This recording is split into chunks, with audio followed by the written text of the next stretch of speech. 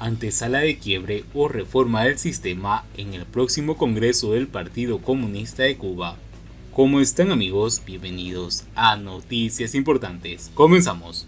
La élite mafiosa al mando solo tiene dos opciones: una reforma económica estructural al estilo Vietnam o China, o la venta del país. Ninguna de las dos garantiza una salida.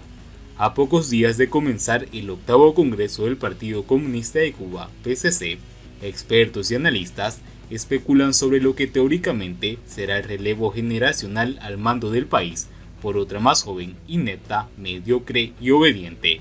La pregunta que se hacen es si Raúl Castro y sus generales van a echarse a un lado y permitir una apertura al menos económica.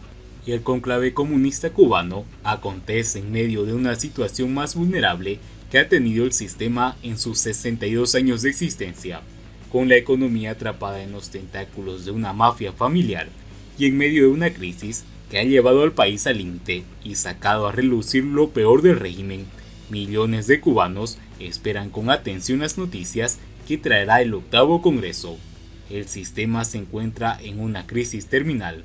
Si algo positivo ha dejado este desastre de 62 años, es que ha demostrado ser un sistema totalmente irreformable. Por lo tanto, si el octavo Congreso del PCC trae el mantenimiento del status quo y la continuidad, estaría convirtiéndose en antesala del quiebre definitivo de la dictadura. Solo quedará ver si dicho quiebre sucede por la separación natural de los octogenarios o por el poder de cambio que genere la masa descontenta. La razón en cualquier caso no será la economía, sino el propio sistema, expuesto ya en una crisis terminal. En otros tiempos de crisis y de gran vulnerabilidad, como lo fue el periodo especial de los años 90, el país tocó fondo en el plano económico. Sin embargo, sobrevivió porque la falla no fue del sistema. Aquel entonces prevaleció el apoyo de la población al gobierno, a pesar de las circunstancias muy malas que pasaban en ese momento. El PCC y la Unión de Jóvenes Comunistas, UJC, tenían un poder de convocatoria, no el que tenía el gobierno en décadas anteriores, pero suficiente para no permitir el hundimiento del sistema. La propaganda oficial era inquebrantable, no existía internet y las redes sociales para hacerle el contrapeso, y las convocatorias a las marchas eran efectivas. El dictador Fidel Castro supo mover bien sus fichas, lo cual permitió mantener viva la comunicación con las masas.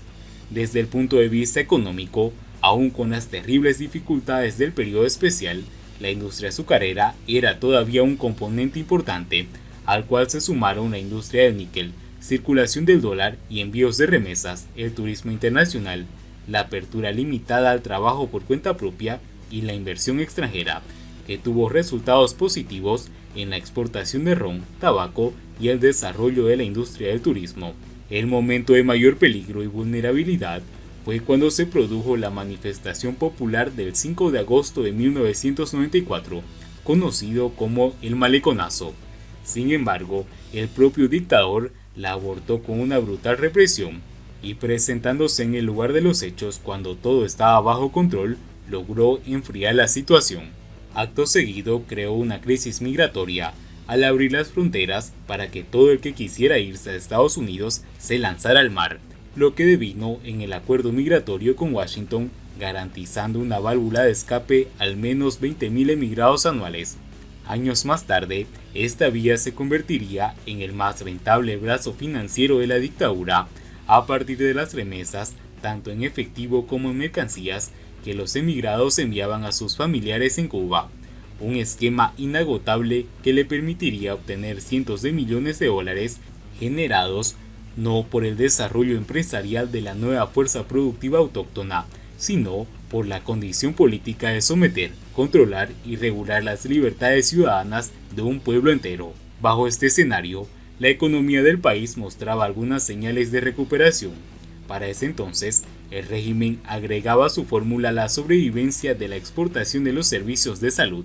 Comenzaba entonces el alquiler a gran escala de los médicos y el personal paramédico, y así nació un brazo financiero, la trata de esclavos con batas blancas, a quienes el Estado le arrebata el 75 y el 80% de sus salarios, una situación que no ha cambiado en la actualidad. Hoy ese modelo de sobrevivencia surgido al calor de la crisis de los años 90, mediante el cual la élite militar convirtió al Estado socialista en un Estado mafioso, está agotado. La crisis, por lo tanto, no es únicamente económica, sino sistemática y terminal. Incapaz de llenar el vacío de poder dejado por su hermano, Raúl Castro prefirió manejar, controlar y adueñarse de la riqueza del país, en lugar de trabajar en un cambio de modelo que dejara atrás la crisis y apuntara a la vía del desarrollo. Como resultado, el país ha sido desfalcado y a los ciudadanos no se les permite generar riquezas. La economía está en bancarrota y sin créditos, pues además de no pagar sus acreedores, la élite mafiosa roba a sus socios políticos. La industria azucarera se halla en las ruinas. Apenas produce lo que producía en 1913, cuando las zafras se hacían con los trapiches. La industria del níquel se encuentra por los suelos. El precio del mineral se ha deprimido tanto que ya casi no es rentable producirlo. Las exportaciones tradicionales han disminuido considerablemente por la ineficiencia productiva y los efectos generados por la pandemia. El pueblo es tratado como esclavo y los trabajadores se les paga en pesos y se les cobra en dólares. El sistema de salud es un completo desastre. El deterioro de las estructuras es profundo. La falta de medicamentos extrema y la moral y el cansancio mental de los recursos humanos se traduce en apatía y falta de amor al trabajo. A nadie le importa nada, salvo tratar de sobrevivir al caos.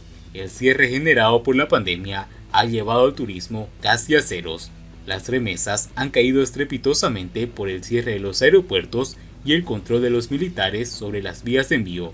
Las medidas tomadas e implementadas con urgencias, como es el caso de la dolarización y la llamada tarea de ordenamiento, lejos de ayudar a mejorar la economía, han acelerado el desorden, las protestas ciudadanas. Hoy en el país hay más escasez que nunca, ya que la inflación se ha disparado. Lo que le queda al régimen es el salario que le roba a los médicos contratados en el exterior, los dividendos generados por las recargas telefónicas y el petróleo que aún envía Nicolás Maduro como pago por ayudarlo a mantenerse en el poder. Al mismo tiempo, la hegemonía informativa impuesta por décadas ha sido quebrada por Internet y las redes sociales, vías a través de las cuales la población muestra su creciente poder contestatario. El PCC y la UJC ya no mueven masas, su poder de convocatoria es pírrico, su discurso ya aburre e irrita. La desconexión del pueblo con el gobierno es profunda. La apatía de la gente es el gran premio generado por la mediocridad ideológica. De esa manera, la élite mafiosa en el poder ha perdido incluso su pericia para atraer deshielos. Ni siquiera generar una crisis migratoria sería hoy una opción posible, pues el gobierno de Estados Unidos la interpretaría como un acto de guerra. ¿Qué alternativas le quedan a la élite mafiosa que controla el país para sobrevivir al quiebre? En estos momentos, la élite mafiosa solo le quedan dos opciones: una reforma estructural, al menos en lo económico, al estilo Vietnam o China, o acudir a un último recurso, la venta del país. La más sensata sería la primera opción, implementar reformas al estilo vietnamita o chino. Sería dar un giro de 180 grados y podría significar el respaldo inmediato y genuflexo de la Unión Europea, además de ser interpretado de una forma positiva en los círculos políticos y agentes de influencia que hoy presionan a Washington para implementar un nuevo deshielo. Sin embargo, habrían varias interrogantes por despejar. ¿Está dispuesta la élite mafiosa a ceder cuotas del poder económico, a implementar leyes que libere la empresa y el libre mercado? ¿Está dispuesta a permitir que los cubanos puedan generar riquezas sin límites y a protegerlos jurídicamente?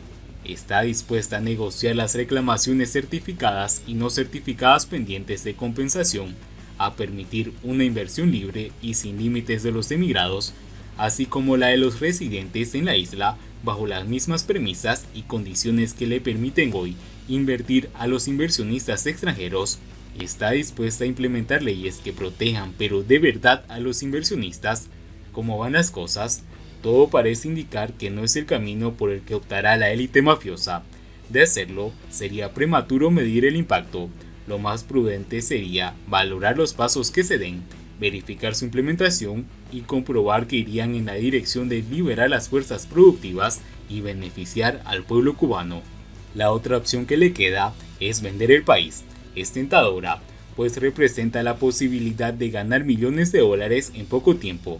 Para ello, ya han adelantado ficha y enmendado la ley de inversión extranjera, permitiendo que los inversionistas foráneos puedan ser accionistas mayoritarios o inclusivos de las empresas mixtas cubanas. Teóricamente, existe la posibilidad de vender las industrias y cientos de hoteles construidos en terrenos de propiedad que fue confiscada, además de otros que ya existían y fueron directamente expropiados. Esta opción, sin embargo, sería difícil de implementar, pues el título 3 de la ley Helms-Burton imposibilitaría todo terreno de venta, al menos en el sector de los afectados de las confiscaciones que no fueron compensados por el gobierno cubano en los primeros años de la dictadura. Y bien amigos, así vamos terminando las noticias importantes del día de hoy. Espero que las noticias hayan sido de su agrado y no olviden que nos ayudarían mucho compartiendo las noticias y así poder informar a muchas más personas de la verdadera realidad en Cuba. Muchas gracias por seguirnos, no olviden suscribirse, nos vemos en el siguiente informe.